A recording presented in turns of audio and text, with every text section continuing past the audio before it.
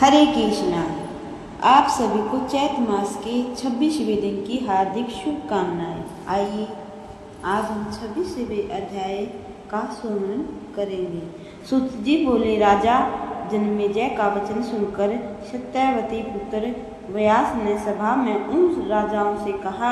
व्यास जी बोले, हे राजन सुनिए, मैं आपसे एक पुनीत कल्याणकारक रहस्य में अद्भुत तथा विविध कथानों से युक्त देवी भागवत नामक पुराण कहूँगा।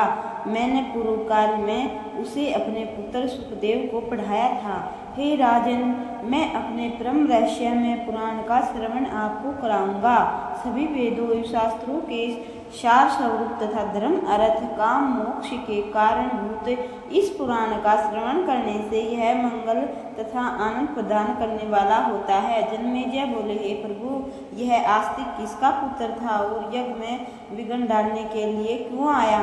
यज्ञ में सर्पों की रक्षा करने के पीछे इसका क्या उद्देश्य था?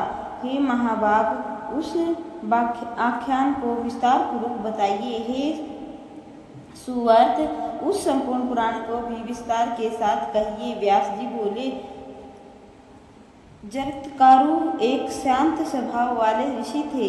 उन्होंने गृहस्थ जीवन अंगीकार नहीं किया था। उन्होंने एक बार वन में एक गड्ढे के भीतर अपने पूर्वजों को लटकते हुए देखा। तदंतर पूर्वजों ने उनसे कहा, हे पुत्र, तुम विवाह कर लो जिससे हमारी परम तृप्ति हो सके।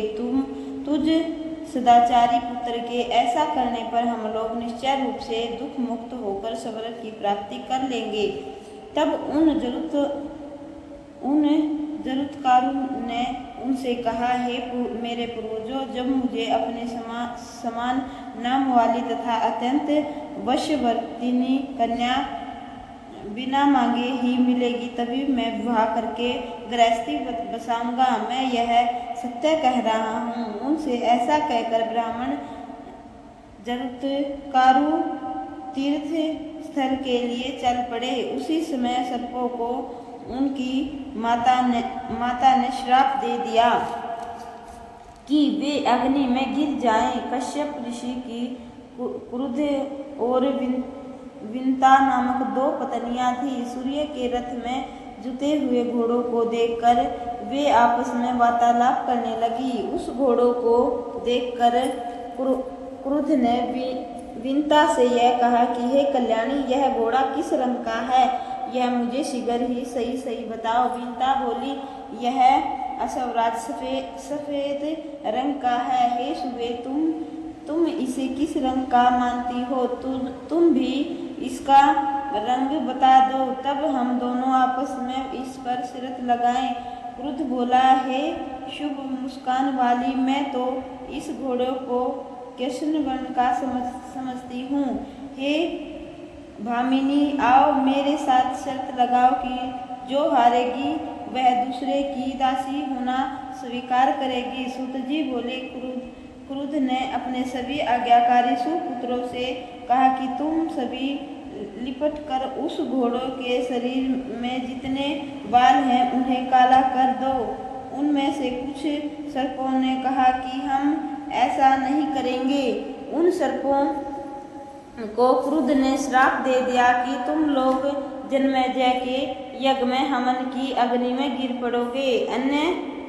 अन्य सर्पों ने माता को प्रसन्न करने की कामना से उस घोड़ों की पूंछ में लिपटकर अपने विभिन्न रंगों से घोड़ों को चित्तकबरा कर दिया। तदंतर दोनों बहनों ने साथ साथ जाकर घोड़ों को देखा। उस घोड़ों को चित्तकबरा देखकर विंता बहुत दुखी हुई। उसी समय सर्पों का आहार करने वाली महाबली विंता पुत्र गरुड़ जी वहां आ गए। उन्होंने अपनी माता को दुखित देखकर उनसे पूछा, हे माता, आप बहुत उदास क्यों हैं? आप मुझे रोती हुई प्रतीत हो रही हैं।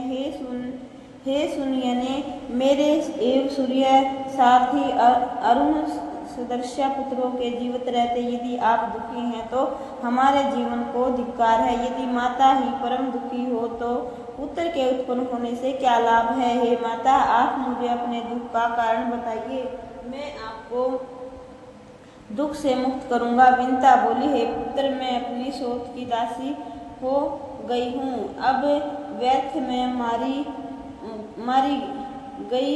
मैं क्या कहूँ, वह मुझसे अब कह रही है कि मैं उसे अपने कंधे पर ढोऊं। हे पुत्र, मैं इसी से दुखी हूँ। गरुड़ जी बोले, वे जहाँ भी जाने की कामना करेगी, मैं उन्हें ढोकर वहाँ ले जाऊंगा। हे कल्याणी, आप शोक न करें, मैं आपको निश्चिंत कर देता हूँ। व्यास जी बोले, गरुड़ द्वारा ऐसा कहे जाने पर विंता उसी समय क्रुद्ध के पास चली गई। महाबली गरुड़ भी अपनी माता विंता को दास्य भाव से मुक्त दिलाने के उद्देश्य से क्रुद्ध को उसके पुत्रों सहित अपनी पीठ पर बैठाकर सागर के उस पार ले गए। वहां जाकर गरुड़ ने क्रोध से कहा कि जननी, आपको बार बार प्रणाम। अब आप मुझे यह बताएं कि मेरी माता दासी भाव से निश्चय ही कैसे मुक्त होगी।